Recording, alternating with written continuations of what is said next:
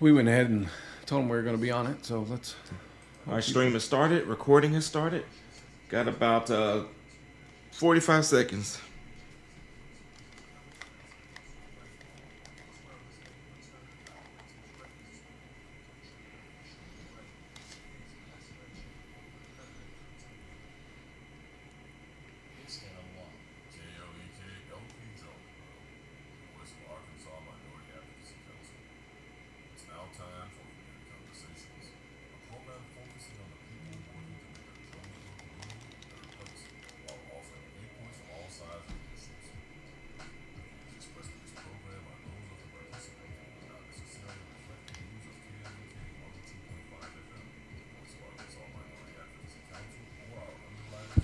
Kelly K 2.5 FM. Good morning to you on your Tuesday, September 17th, 2024. This is our special series of political interviews, and joining us in the studio today is Jeremy. Is it Terrell or Terrell?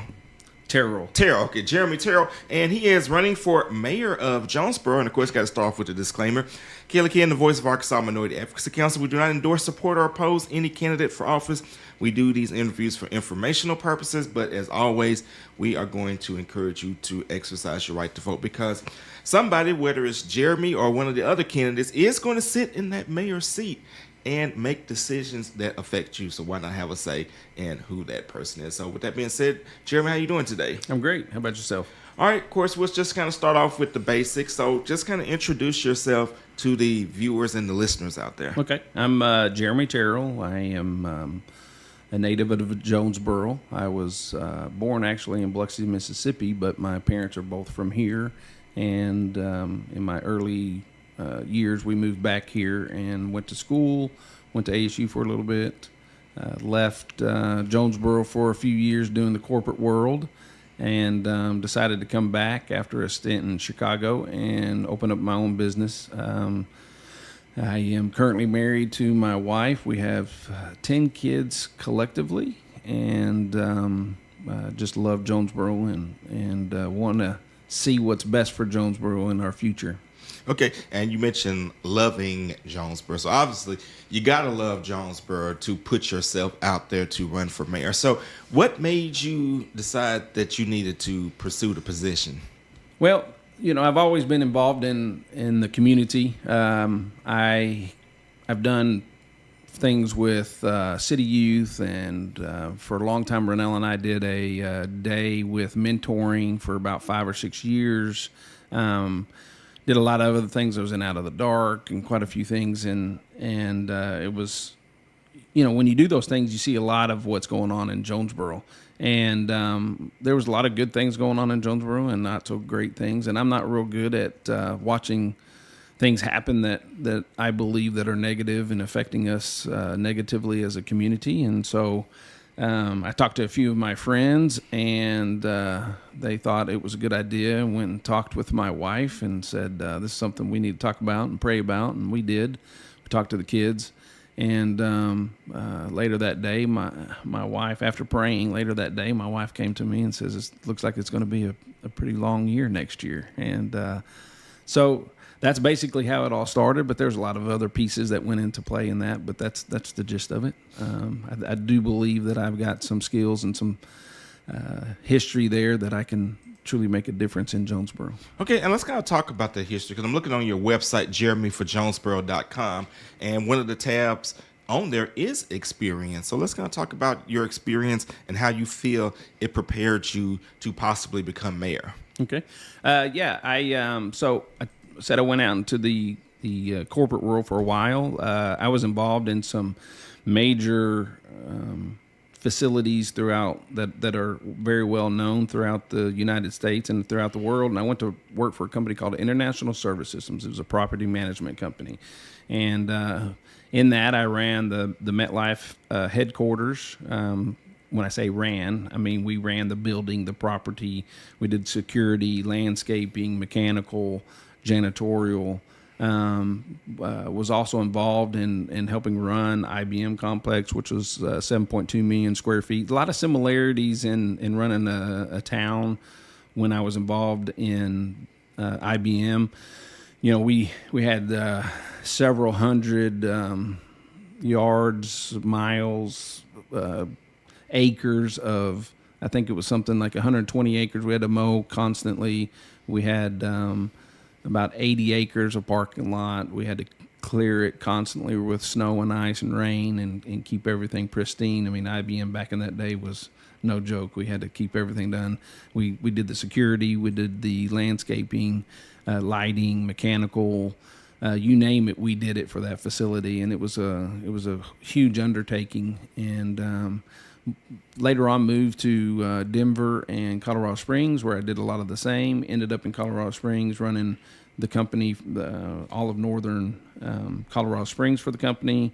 Left there and went to Chicago, where ended up kind of doing a bunch of different things and solving a bunch of problems for the company with some of our accounts, and ended up at Chicago Board of Trade and running the Chicago Board of Trade building, where we, or every client there was a millionaire, and so they had high expectations. But those of us that were doing the work, we were not the millionaires. We were just doing our best to make sure that we pleased a lot of different people. But there we did everything again. We did the janitorial, we did the maintenance, we did the landscaping, so forth and so on. And in all of those areas, the highest employee count I had was somewhere around 250. But square footage and things that we did were exponential. After that, I kind of wanted to work for myself, moved down here in 99 and opened up a cleaning company, where we ended up growing to one of the largest in Northeast Arkansas, and one of the largest in the whole state of Arkansas. And the way we did it is that we made sure that our employees loved working for us. That was something that we prided ourselves on. And in the cleaning business, the turnover is it's 70% on a regular. Well, in our company, it was only 17%, which is a real testimony of what I'm saying about how we run things and what I expect. If I'm the mayor, we'll do the same thing for those that work with the city, whether it's the police department, those in City Hall, the fire departments, everybody involved. It will be a passion of ours to make sure that we love working for the city of Jonesboro. But I've been in many different businesses since then, sold that company, opened up several others. Some were incredibly successful and some were not so successful, just depending on the timing. But I currently am in solar. I've got a little bit of expertise there in the direction that we're going as a community. I do believe that solar is great for you and me. I'm not 100% sure sold on whether we can shut down a power plant and subsidize with solar just yet. But maybe the technology will get there. But for you and me, it's incredible. So that's where I'm at right now, and looking forward to possibly being mayor and taking the next step. Okay. All right. So we're on your website, which is jeremyforjonesboro.com, and you have several issues on here, and you can kind of dive into the ones you feel are most important. It's community safety, fiscal responsibility, housing and urban development, accountability and transparency, quality of life enhancement, a welcoming community, and innovative problem solving. Okay. First and foremost is safety. Seems like all the candidates are kind of preaching that right now. I do believe I am the first to start it, so we'll claim fame that was the marketing of Jeremy and our crew. But safety is first and foremost, and if we don't feel safe in the community, we're not going to grow. We're going to lose people. And I know there's a lot of numbers out, and the truth is that if you ask police officers today that have been around for a long time, their job is not easier, it's harder. If you ask the community how they feel, they will say it's not near as safe as it was 10 years ago. So the truth is that we're not. I mean, if you look at the situations that this weekend with shootings and people coming in, and we had somebody actually assault somebody, behind some buildings this weekend, and it's not safer. And So we've got to do a much better job of creating a force that, number one, loves working for Jonesboro. Two, that is incredibly trained at a level that I think we need to supersede any level in the state of Arkansas. We need to be the best trained police department in the state, and we have to deal with the real issues that are going on within Jonesboro when it comes to safety. I am the candidate that'll speak the truth. I'm the candidate to say the things that people don't want to hear, but need to be said. And the truth is that our police department's in turmoil within. And if we don't address that, we're going to continue to lose great police officers that we've done in the last couple of years. And we must address that immediately. Would you make changes at the top of the police department if you got elected? Well, I mean, we hear a lot of politicians that say the buck stops at me when you're at the top, and if the police department's in turmoil, you have to look at the top, I think Elliot has done a great job in a lot of ways, and I do believe though he tends to seem like he's a little bit burned out. I've got friends and things that tell me that kind of the same thing, and so we got to look at the two at the top. We've done some kind of crazy things here lately, and one of them with the Rachel Anderson thing and firing Rachel Anderson. I don't know if she needed to go or not, but the truth is that we did not do our due diligence there. If we had complaints there, then they should have been documented. They should have been wrote down, which is protocol. They should have been vetted, and then if the determination was that she needed to be fired, then you could do that. But instead, what they did is they made some hasty decisions, and they went ahead and let her go. And you can draw your own conclusions from that. But the truth is, there was nothing written down. There was no warnings or anything. She stood up and spoke, and as far as I know, she spoke and said, "This is my opinion. This doesn't represent the police department," and they fired her. So it's those kind of actions, and I do believe that came from the top, from the mayor, and down through the two at the top. And so they have to be taken into account for the way that the police department currently is, too many days these days in the political world. We are all asking ourselves, it doesn't matter whether you're right, left, or indifferent, we're all asking ourselves, when in the world are our politicians and those people at the top of our communities in our states and our federal government's going to be held accountable for the actions that are negative? And that's where I stand on that. Okay, and something else that you've been very big on is basically finances, managing the finances of the city, seeing where there could potentially be waste. So I kind of want to get more in depth into what you would do as mayor when it comes to, and of course I'm looking at your website, it says fiscal responsibility. Yep. So we're doing so many things within the city, and then you go in and you ask questions, and they don't really have the answers. One of them is the sidewalks. It's like, why did you make the sidewalk so big? Well, because we want bikers and walkers to, have enough room. Well, we had a meeting at one point in time, and I can't remember, one of the guys from the city was there, and I turned to him and I said, well, we got a guy that sells bikes for a living. They do road biking. And did you talk to him about, do bikers actually ride on the sidewalks? And he said, well, no. And I was like, well, that's crazy. Bikers don't ride on the sidewalks. Real bikers don't ride on the sidewalks. Now, our kids ride on the sidewalks, of course, and that's where we want them. But those that are out there trying to get exercise, they do not ride on the sidewalks. And so you've got tons of sidewalks, and if you want to make a sidewalk connect to Craighead Forest, you start at Craighead Forest, and that way when you're coming into the city, every neighborhood that you reach can actually use those sidewalks. Currently, right now, looks like we're just wanting to go downtown, and that's basically the truth. But there's so many things. I mean, the road to nowhere, which I've talked a lot about on my Facebook, the road to nowhere off of Dan Avenue that was supposed to go to the sports center. We're anywhere between $400,000 and $1.5 million into that project, and then we're just not going to use it.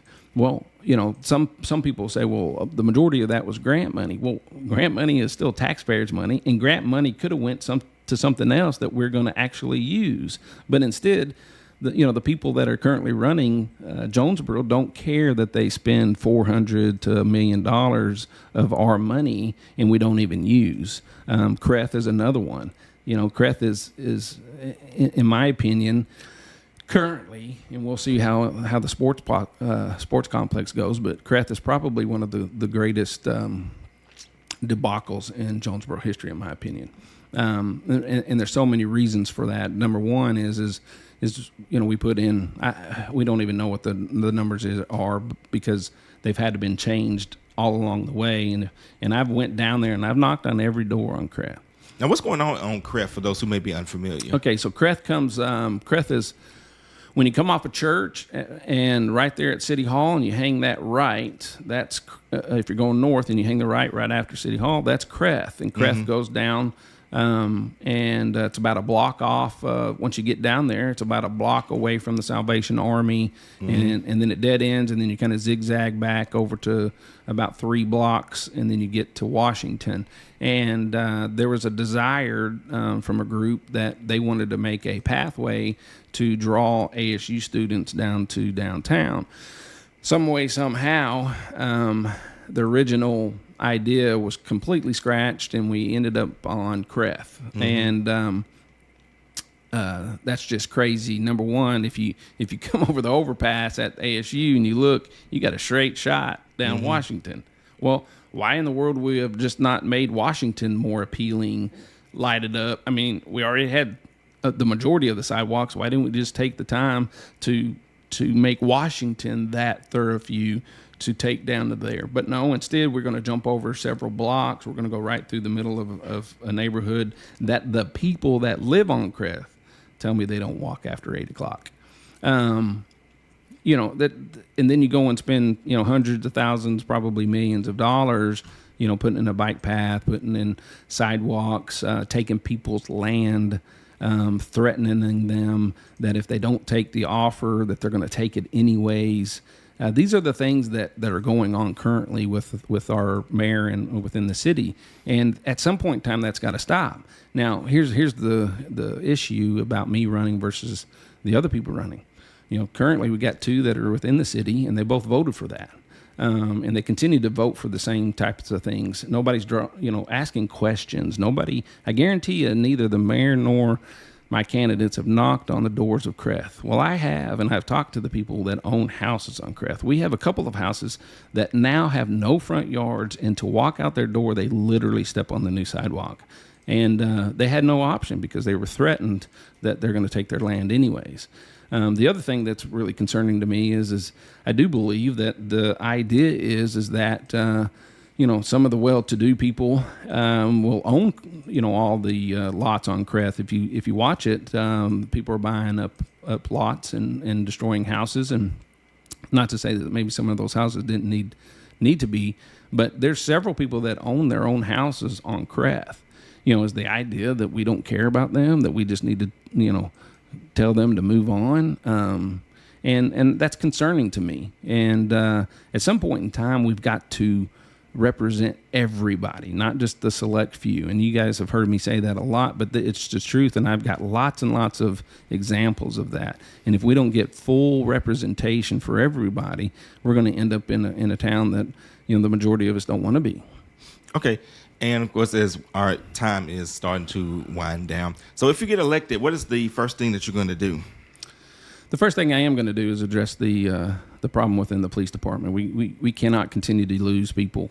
So that'll be number one. Number two, we'll start the process to make sure whatever we're spending frivolously, that we take a look at it, and if we can rein some of those things back, we absolutely will.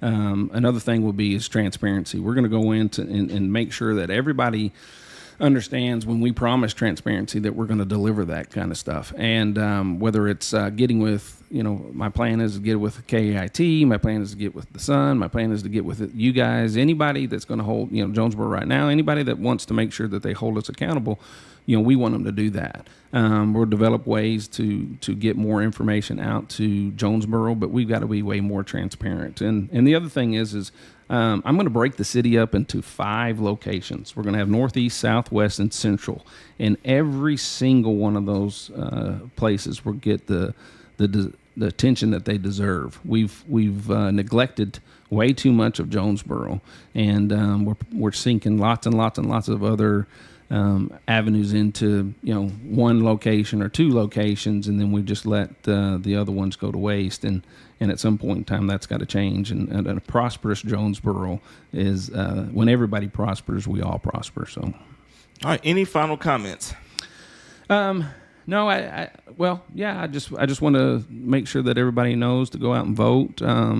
Go check us out on Facebook and Instagram and Jeremy for Jonesboro. We are the ones with the momentum right now. We are the ones that are moving in the right direction, and we'd love their support. All right. Had a question came in from Facebook. What about your thoughts on the fire station on the northwest side of town? Is that the one at Hilltop? No, I'm guessing about building. I guess building one. Northwest Jonesboro. We would definitely have to take a look at that. It's one of those things that we always have to be responding fast. And if your house is on fire or if you've got an emergency, fast response is a must. And we'll take a look at that. And if that is needed to make sure that the people of Jonesboro are safe, we absolutely have to do that. All right. And one final question. This came in on our Facebook Live. Said, are you ever going to address the fact that you are ineligible for any office in Arkansas? Of course, for those who may not be familiar, when he first announced his candidacy, there was some controversy involving if he could serve or not because of something that you had done years ago. But go ahead and just kind of touch up on it. Yeah, for those who may not be familiar with the situation. Yeah, we've addressed that. I mean, I owned a company way back when, and with a couple of people, we tried to help some other people get into business, and we ended up having a bad check wrote to us for several, $20,000 to $25,000, I believe, and which caused the company to end up with a couple of checks. We went around to all of those places to make sure that they were taken care of. One of the local ones was actually not local. We didn't know that, but it got sent to their corporate headquarters. Corporate headquarters sat on it for like a month or 2. Long story short, about a year later, we found out about it. We took care of it immediately. We worked out a deal with the prosecuting attorney. It was a company check. I was just the guy that went in to take care of it. So my name is on the signature, but we've taken care of that. It was supposed to be dropped after a year. That was the deal. The prosecutor understood where we were at and said, "Man, that that really sucks." And so we went ahead and took care of that. So you weren't actually charged. No. Okay. And I mean, people are saying, saying what it was, and it was a felony charge and all of that good stuff. I never even saw a judge. Never went in front of a judge. Matter of fact, the prosecutor just he came in and said, "You won't have to go in, and I can probably walk next door and get all this signed off, and we can go from there." And that's what happened. And people want to make a big deal about this, and they want to, and that's fine, and I get it. You're trying to elect the person that's going to run your city, and you want to make sure that they're going to do what's right for the city, and we made it right. We made everything right, as soon as we found out, and this one just kind of fell through the cracks. That company, actually, my buddy moved back to Arizona after his wife got pregnant, so he wasn't even part of the company anymore when we finally finalized it, and I just paid for it out of my pocket. And but that's what we do, is we make things right. And anybody that thinks that they haven't made a mistake in their lives, I don't think we'll have anybody run for mayor. Anything. But the precedence is, and if you look at the actual law. The law is once you've taken care of that kind of stuff, it's actually sealed and removed. There's nothing there. So if anybody wants to keep talking about it, they're more than happy to message me, and I'll give them more information. Okay. And since you brought that up, how can people get in touch with you? Jonesboro right now, or Jeremy for Jonesboro is our website and our social media. We're getting hundreds and hundreds of messages, and we love it, and we answer every one of them.